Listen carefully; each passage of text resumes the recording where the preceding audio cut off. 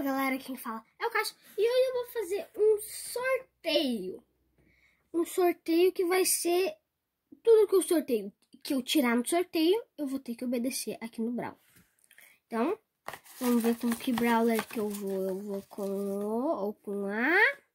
o Daryl. O Daryl.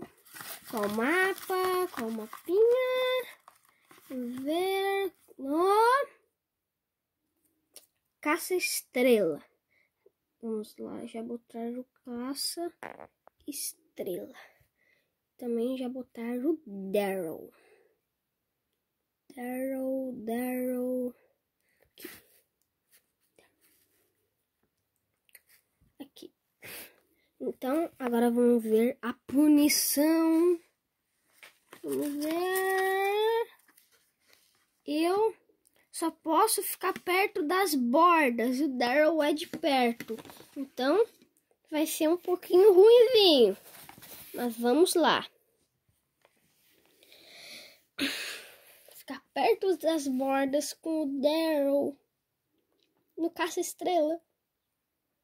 Nossa, não. Vai ser ruimzinho de jogar, né? Mas vamos só ficar perto das bordas, então.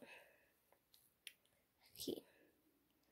Tomara que alguém esteja aqui perto das bordas para eu matar.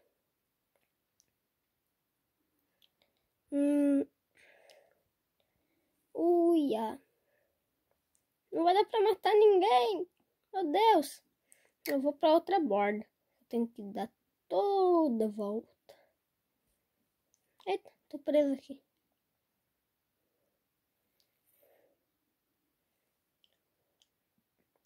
Tô no meio aqui. Não valeu, tá? Foi pra ir pra outra borda. Não vai dar pra matar ninguém, meu Deus. Ai. Que punição difícil. Ficar só perto das bordas é difícil. Bah. Muito difícil. Finalmente achei um aqui, Zé Moitinho. Todo mundo tá perto das bordas. Todo mundo tá perto das bordas. Ai, morri. Acho que eu vou vencer. Bah, meu time tá bom.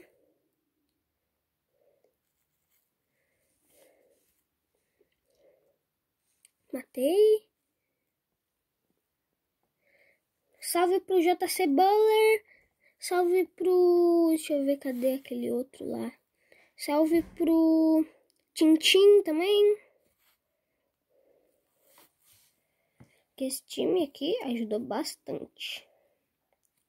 Tá na borda, tá na borda. Minha chance. Ui.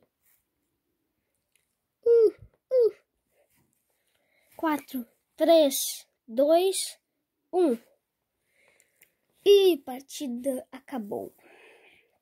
Então, venci, né? Que bom. O time foi bem bom. Então, foi por pouco. Então, esse foi o vídeo, galera. Até mais. Falou!